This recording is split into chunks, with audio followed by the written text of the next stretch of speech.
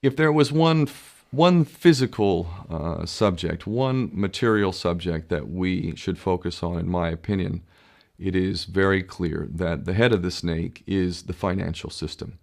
We can argue till the end of time about who runs the world. Is it the Jesuits? Is it the reptilians? Is it the Illuminati? Is it the Freemasons? We can go on and on and on and on about this. But I don't think it is reasonable to even begin arguing about the mechanism that is used to exert this control. The mechanism is finance. The whole point of finance is to indebt, otherwise to enslave. What is a mortgage? I mean, what does that stand for? It's a death grip. So when you get a mortgage, you have a death grip held over you because you are in debt. You don't even own the house. The bank owns the house that loaned you the money to buy the house, unless you're fortunate enough to have all the money to buy it outright. And even then, you can be taxed by the government, and if you fail to keep up with those taxes, the government can then take it from you. The whole system is based on a financial fraud, which effectively takes the power that we have and it gives it to a tiny group of individuals who are running the world through the control of finance. With the infinite supply of money that we have allowed them to take, they have literally an infinite supply of money, and with that money, and from their psychopathic point of view, they have bought everything and everyone who can be bought. So those of us who cannot be bought because we operate on a level that goes way beyond the material, we are not rewarded for such behavior. We are punished for such behavior.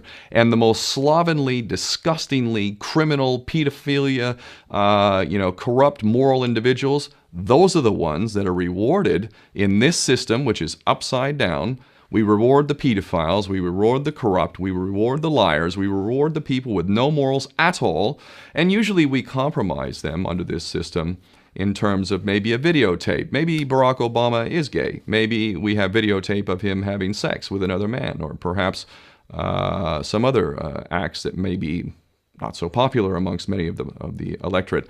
Or maybe we have videos of political leaders having sex with little boys or little girls. If I was in charge of the world and I was a psychopath and completely drunk on my own power, you can bet damn sure that's what I would do. I wouldn't allow anyone in a position of power who wasn't completely compromised. When you have an infinite supply of money, you can do this. Take that supply of money away, take that power back, put it in the hands of the people, get rid of fractional reserve banking, which is an obscenity in itself.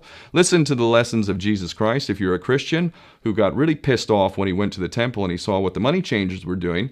Let's take back control of the issuance of money, and not just on a national level. I'm happy to see in Denmark that you have your own currency, you don't have the euro, but on every country's level, they should be issuing their own currency in a transparent, non-usury based way in which it really, truly benefits the people. And in that way, we can literally free ourselves of the banking debt which is drowning us all, and we can stop scrambling for the crumbs from the table of these filthy rich psychopaths and live in a state of abundance just by changing this one thing. And I'm not just talking about abundance for Western nations who have an artificially inflated value with their currencies. We all in the West are guilty of having that reward while the rest of the world is sucking on it. Every nation in the world can use a sensible financial policy to liberate themselves, to have world-class education, infrastructure, everything that a healthy society would require can be had in the worst, most corrupt African country, in any part of the world. We can all have that if we simply change that one thing. John F. Kennedy did that about 6 months before he was taken out. He issued United States notes as opposed to Federal Reserve notes. I can assure you the powers that be knew the power of that act, and they took him right out. So the bottom line is, if we as people understand this very simple principle, just this one thing, change this one thing, we can solve every other problem you can name. I don't care what the problem is.